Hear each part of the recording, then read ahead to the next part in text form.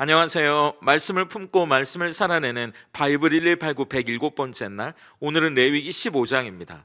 15장은 11장부터 15장까지 이어지는 정결한 것과 부정한 것을 다루는 규례의 마지막 부분인데요. 11장에서는 정결한 짐승과 부정한 짐승, 12장에서는 한 생명의 출산을 다뤘고, 13장과 14장에서는 악성 피부병과 곰팡이에 대해 다루고 난 뒤에 오늘 15장에서는 우리 몸에서 나오는 여러 가지 분비물, 유출에 관한 정결 규례를 다루게 됩니다. 레위기는 제사와 정결에 관해 설명하는 복잡하고 이해하기 어려운 책인데다가 그 외에도 현대인들에게 참 낯설고 불편한 주제들도 많이 이야기하는데, 유출도 그중 하나입니다. 남자와 여자의 성기에 관련된 분비물이라든지 생리나 성관계 이후의 상태들을 적나라하게 다루고 있기 때문입니다. 그렇다면 성경이 우리 몸이나 자연스러운 생리 현상을 부정적으로 보고 있는 걸까요? 아닙니다. 우리가 레위기를 다루면서 반복해서 이야기하지만 두 가지를 염두에 두고 읽어야 한다고 말씀드렸잖아요. 첫째는 레위기에서 말하는 부정한 상태가 더럽거나 문제가 있는 상태가 아니라 하나님이 계시는 거룩한 성소에 나아가기에 일시적인 부적합한 상태를 가리키는 거라고요. 그리고 두 번째는 계시의 발전성입니다. 이 레위기가 쓰여졌을 때는 기원전 1400년경이거든요. 우리나라로 치면 고조선 시대입니다.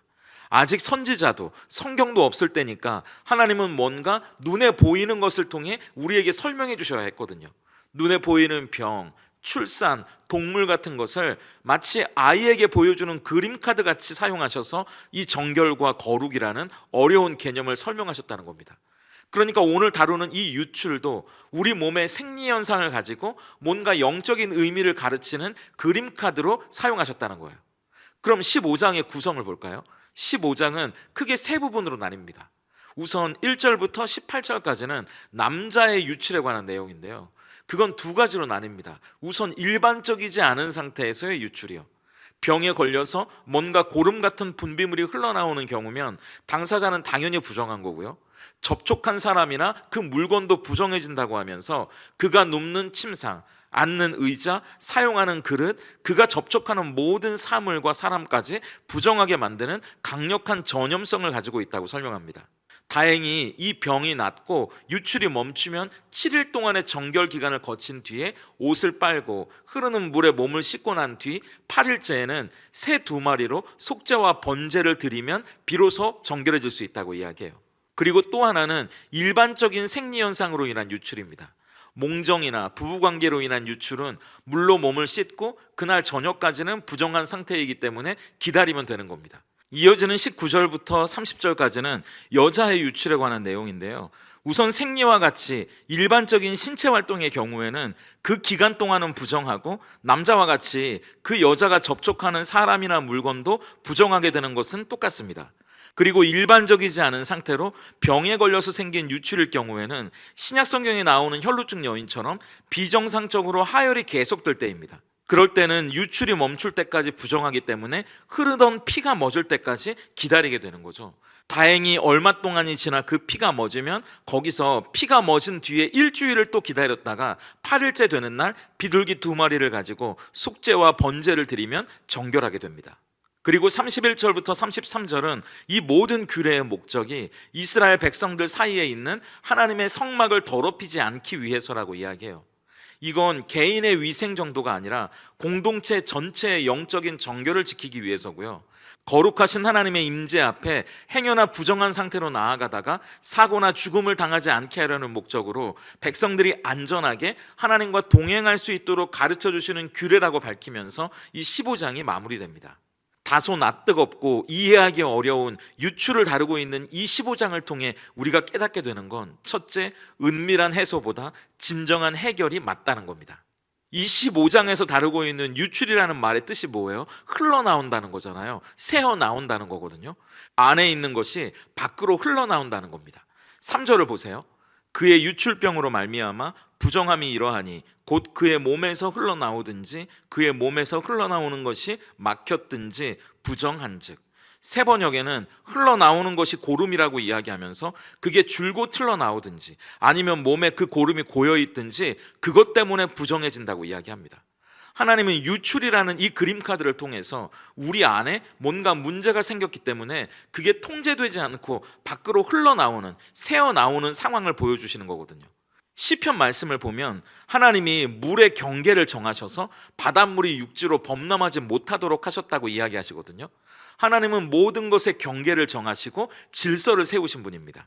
근데 우리 안에 그게 고름이든 피이든 밖으로 흘러나온다는 건, 새어나온다는 건 뭔가 몸의 경계가 무너진 상태잖아요. 열려버린 상태이기 때문에 질서가 깨진 상태라고 보는 겁니다. 그렇기 때문에 하나님의 성소에 나아가기에 부적합한 상태가 되는 거예요.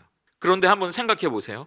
우리가 길을 가다가 아니면 직장을 갔는데, 교회를 갔는데 사람들에게 우리 마음속의 생각이 다 보이는 겁니다. 내가 말을 한 것도 아닌데 사람들에게 내 마음속 생각이 다 들키고 보인다면 큰일 난 거잖아요. 마가복음 7장 21절부터 23절까지 예수님이 이렇게 말씀하셨기 때문입니다. 속에서 곧 사람의 마음에서 나오는 것은 악한 생각, 곧 음란과 도둑질과 살인과 간음과 탐욕과 악독과 속임과 음탕과 질투와 비방과 교만과 우매함이니 이 모든 악한 것이 다 속에서 나와서 사람을 더럽게 하느니라. 우리 마음속에 있는 생각들은 다 이런 것들이거든요. 제가 하는 이야기가 아니라 예수님이 하신 말씀입니다. 문제는 그런 것들이 흘러나오는데 은밀하게 흘러나온다는 거예요. 은밀하게 새어나온다는 겁니다. 다른 사람들이 다 볼 수 있게 흘러나오는 게 아니에요. 남자의 유출이든 여자의 유출이든 겉으로 드러나는 게 아니잖아요. 입고 있는 속옷 안에서 은밀하게 흘러나오고 새어나오는 겁니다.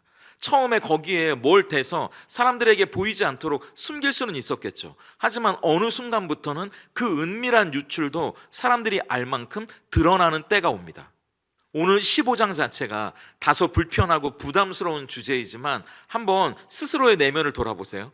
우리 안에 예수님이 말씀하신 저런 마음들이 나도 모르게 흘러나오고 새어나올 때가 있지 않나 말이죠. 음란이 흘러나와서 나만 알고 있는 은밀한 성적인 죄로 유출될 수도 있고요. 통제되지 않는 욕망이 흘러나와서 은밀한 중독이나 나쁜 습관으로 유출될 수도 있습니다. 어쩌면 누군가를 향해 몰래 숨겨둔 시기심이 험담으로 슬쩍 새어나오는 것일 수도 있고요. 채워지지 않는 외로움이 자극적인 콘텐츠를 탐닉하게 만드는 것일 수도 있습니다. 또는 해결되지 않는 불안감이 과도한 쇼핑이나 취미 활동으로 새어나오게 될 수도 있습니다. 그런데 아무도 모르게 은밀한 곳에서 해소하는 그것이 점점 다른 사람들의 관계에도 영향을 미치고 우리의 정서와 감정에도 조금씩 균열을 일으킵니다. 예배에 집중하지 못하게 하고요. 결국은 하나님을 향한 갈망까지 무너뜨리게 되는 거죠. 하나님과의 관계에도 심각한 영향을 미치게 됩니다.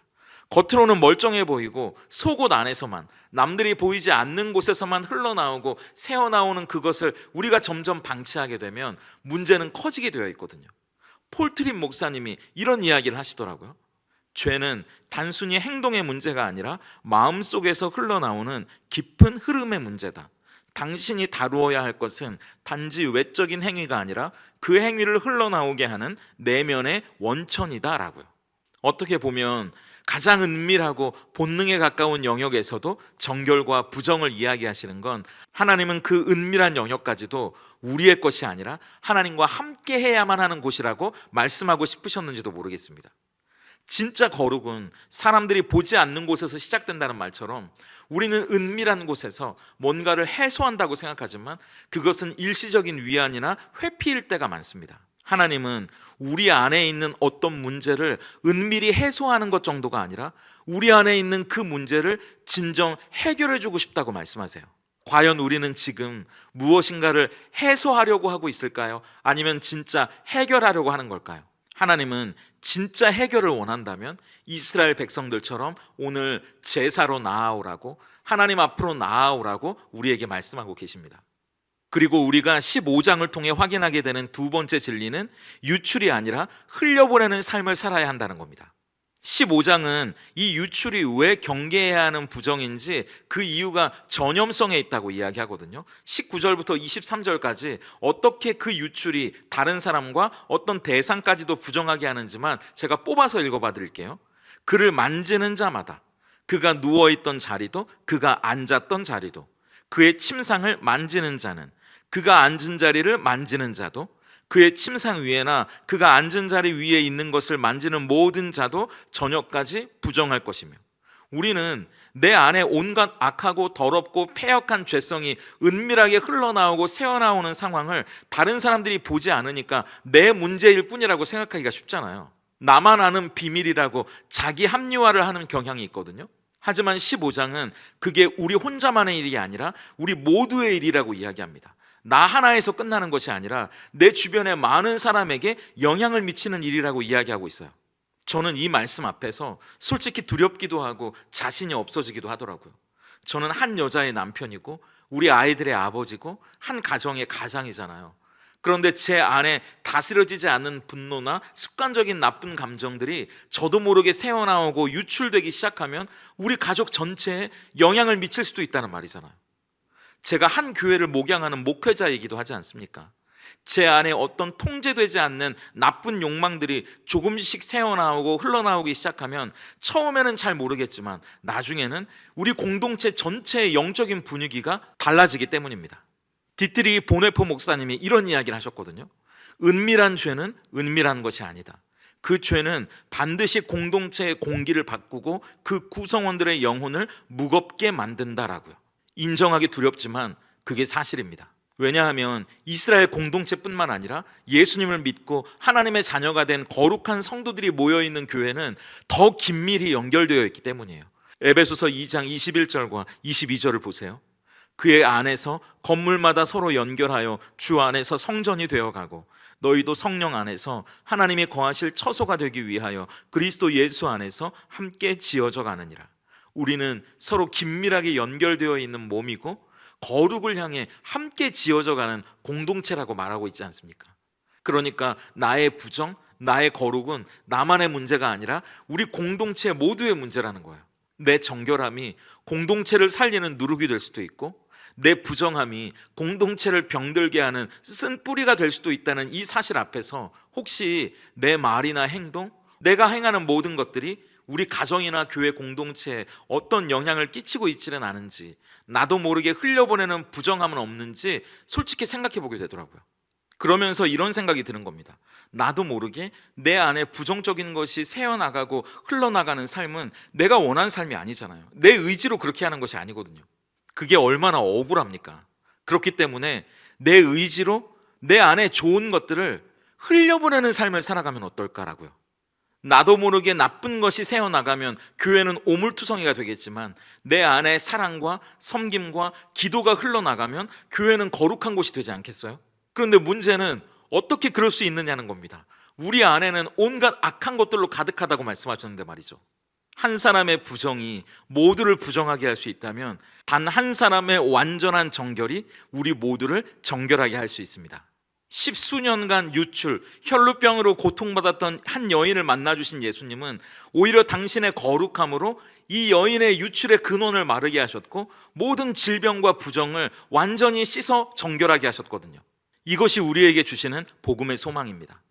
은밀한 해소가 아니라 진정한 해결로 이끌어주시는 주님의 능력을 믿고 그분께 나아간다면 우리의 가장 수치스러운 유출, 은밀한 해소조차 그분의 보혈로 덮어주실 거고요, 그분의 능력으로 회복시켜 주실 것을 우리는 믿기 때문입니다. 그때 우리 안에는 새로운 일이 일어나는 거 아닙니까? 그리스도로 지음받은 새 사람이 우리 안에 시작되는 거죠. 그러면 나쁜 것만 새어나가고 흘러나가는 억울한 삶을 사는 것이 아니라 이제 우리 안에 지음받은 새 사람으로부터 흘러나가는 사랑과 섬김과 은혜와 축복을 우리도 흘려보낼 수 있는 거룩한 축복의 통로로 살아갈 수 있다는 거죠. 예수님 그 아름다운 복음 안에서 나도 모르게 새어나가는 억울한 부정한 유출은 멈추고 이제 생명의 샘물을 흘려보내는 거룩한 축복의 통로로 살아가는 저와 여러분이 될 수 있기를 소망합니다. 오늘 바이블 1189 적용입니다. 첫째, 유출의 근원 찾기예요. 은밀한 해소는 위험한 유출이에요. 폭식, 쇼핑, 과도한 미디어 중독, 일 중독, 혹시 나도 모르게 흘러나가고 새어나가는 부정적인 감정이나 은밀하게 해소하고 있는 욕망의 구멍이 어디에 있는지 한번 찾아보세요. 찾는 것만으로 끝나는 게 아닙니다. 그 은밀한 구멍을 나만 알고 있으면 위험한 거거든요. 그 문제에 대해 진지하게 이야기 나눌 수 있는 영적인 멘토나 친구나 목회자와 함께 깊이 있고 진지한 대화를 나눠보시면 좋겠습니다. 둘째, 유출이 아니라 축복의 통로되기입니다. 그동안 나도 모르게 내 안에 부정적인 것들이 새어나가고 부정적인 것들이 흘려보내지던 관계가 어디였는지 한번 찾아보세요. 그렇다면 이제 그 관계에 복음 안에서 새로운 것을 흘려보내 보시면 어떨까요? 그 사람에게 기도를 흘려보내 보세요. 그 사람에게 사랑과 섬김을 흘려보내는 겁니다. 물질을 흘려보낼 수도 있고요, 위로와 격려를 흘려보내실 수도 있어요. 먼저 은혜로 나를 가득 채우시고 새롭게 그 관계에 축복을 흘려보내는 저와 여러분이 되면 좋겠습니다. 함께 기도하겠습니다. 자비롭고 긍휼이 많으신 하나님, 감사합니다. 오늘 정직한 눈으로 우리의 마음을 들여다봅니다. 사람들 앞에서는 흘려보내지 못하는 온갖 악한 생각들, 음란과 탐욕, 시기와 교만, 다툼과 거짓들이 은밀한 곳에서는 나도 모르게 새어 흘러나오고 있었음을 고백합니다. 은밀한 죄악으로, 끊지 못하는 중독으로, 떨쳐내지 못하는 나쁜 습관으로 새어나와 우리의 영혼을 병들게 하던 모든 유출들이 예수님의 은혜 안에 멈추어지길 소망합니다. 혈루병 여인의 근원을 치료해 주셨던 것처럼 은밀한 해소보다 진정한 해결을 주시고 일시적인 위안이 아니라 영원한 생명의 길로 우리를 인도해 주시옵소서.